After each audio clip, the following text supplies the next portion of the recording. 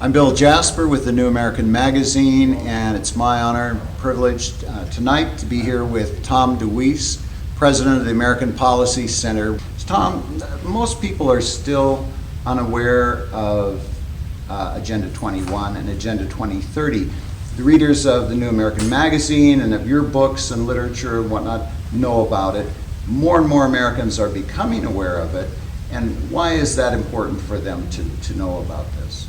Well, let us use the definition that the UN and those organizations that put Agenda 21 together said. It is a comprehensive blueprint for the reorganization of human society.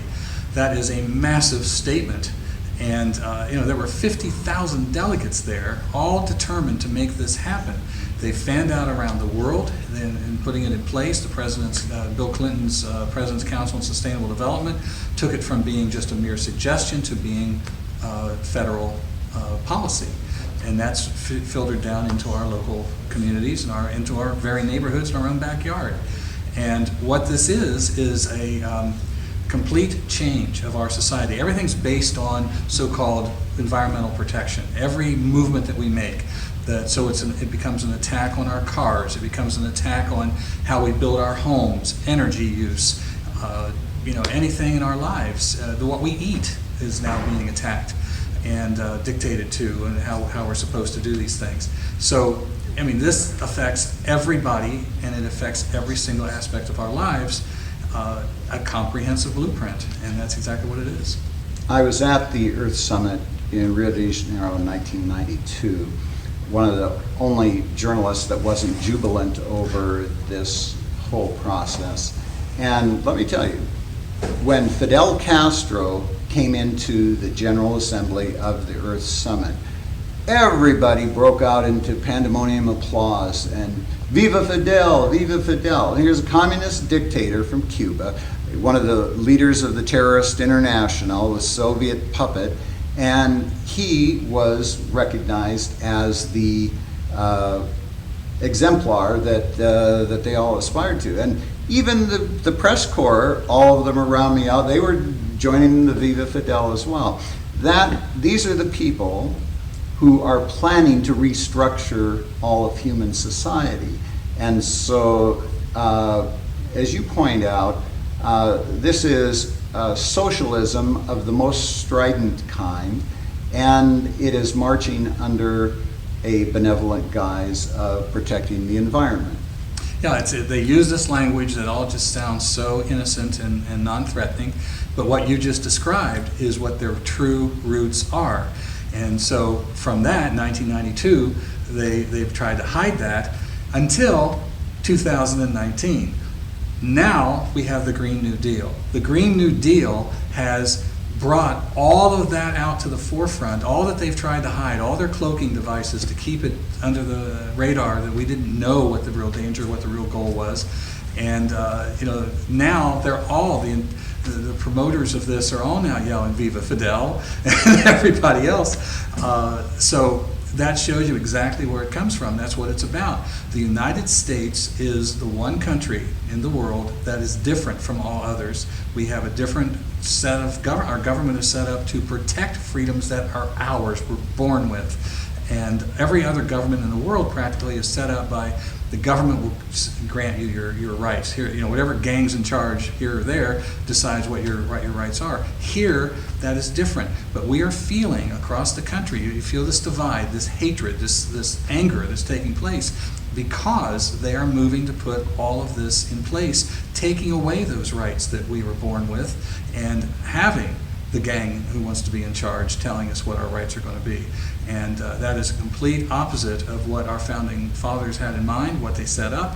And that's what Agenda 21 is the destruction of those very ideals.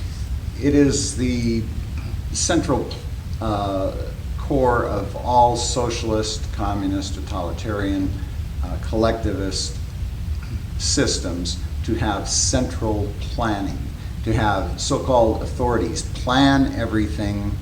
But as you pointed out in your lecture tonight, individuals have their own plans. We have our own rights and we have our own plans. We can plan our own lives without central planners, bureaucrats, doing it for us.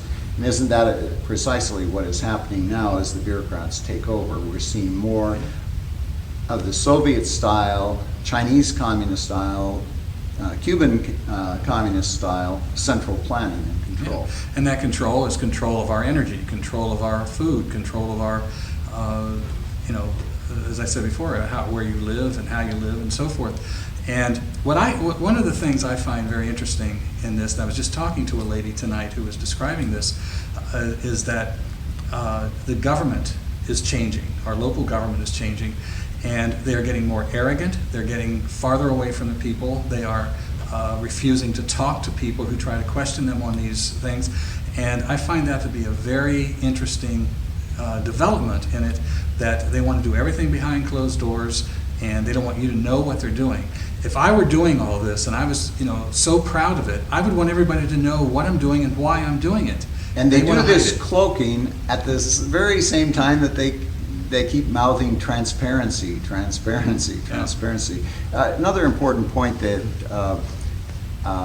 you brought up, which I just experienced at the UN Civil Society Conference in Salt Lake City. This was the first one that they had outside of New York City in the United States.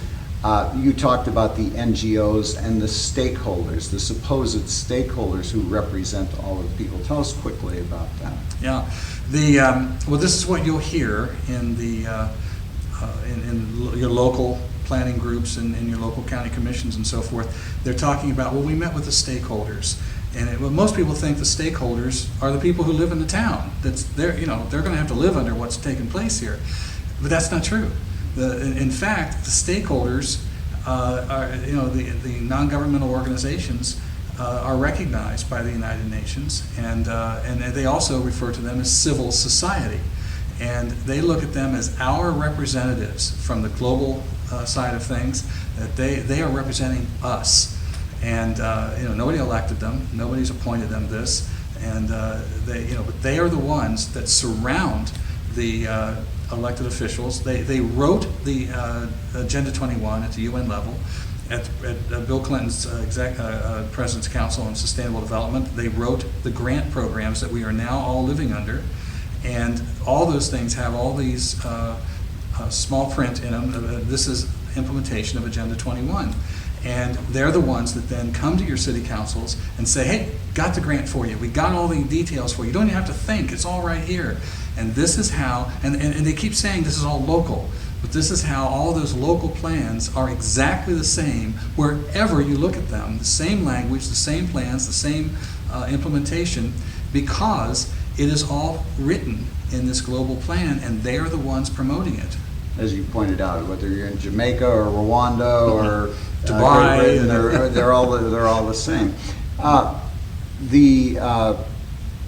This supposed global voice of the people, the Vox Populi, that proclaims to be grassroots.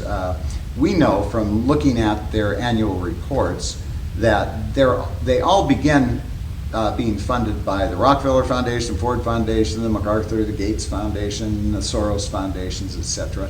And then they usually get onto the government dole and get all these government grants. So the taxpayers are first paying for it with tax-exempt dollars and then with tax dollars.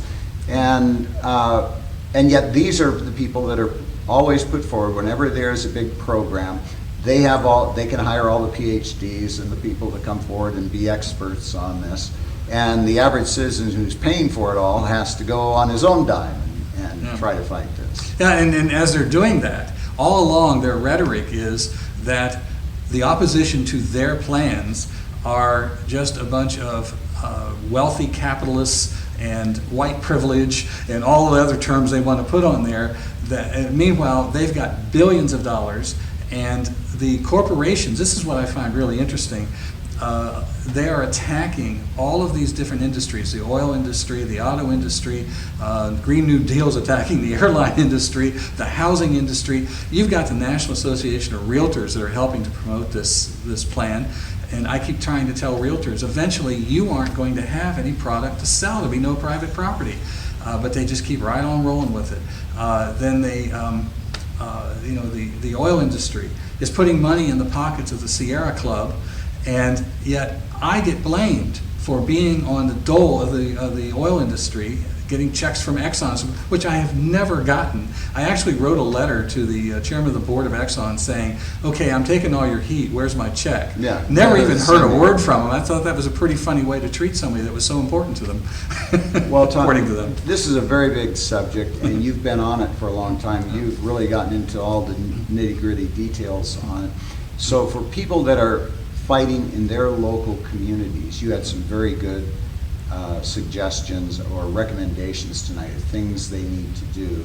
And just quickly run through those, and then we'll refer them to your website to get more. Well, the number one thing is to do the thing that nobody wants to do, your homework. You have got to do research and find who the players are, what the plans are. Look at the comprehensive plan in your community.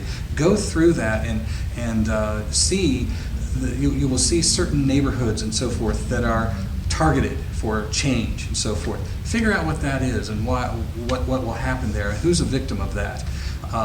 Who are the players in this? Who are these NGO groups that are behind this? Who are bringing, what grants has a community taken, so forth. You need to know all of these kinds of details before you can even start to fight back. You got to know who you're fighting.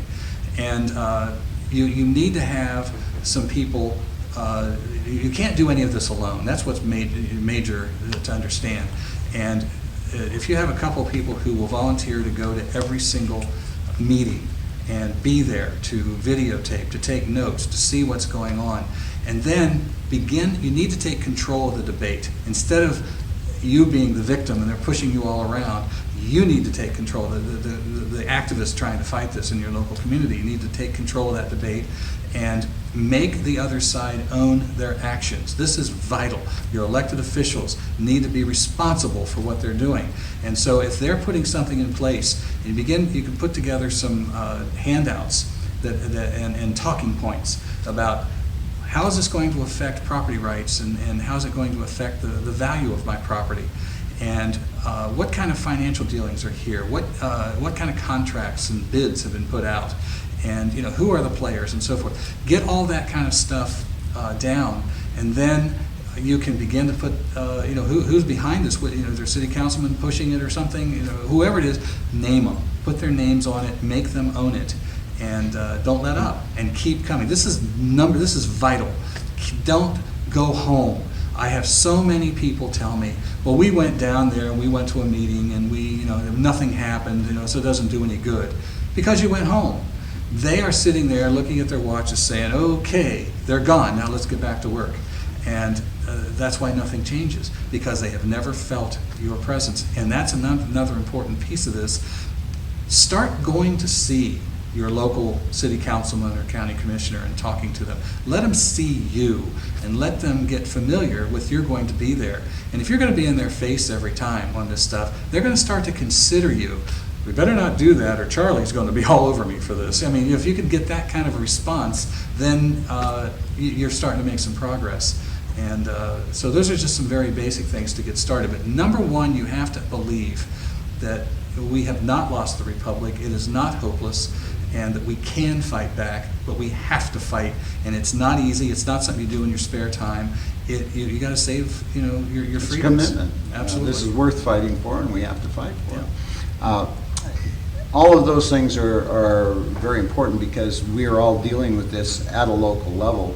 But ultimately, as you point out, these originated with and came out of the UN, and the UN keeps pushing all of these things. So ultimately, we have to do what the John Birch Society has been saying for over 50 years now, and get us out of the United Nations and get the United Nations out of the United States. Thank you very much for watching, and let's get AmericanPolicy.org. Very good. And we've got a long archive there of materials. We've got tools that we've created, to help people fight back and so And forth. your books. And my books, Sustainable, The War on Free Enterprise, Private Property and Individuals, and others are there. Yeah. Thank you very much, Thank Tom. you. Thank you Appreciate for it. all your crusade across the country.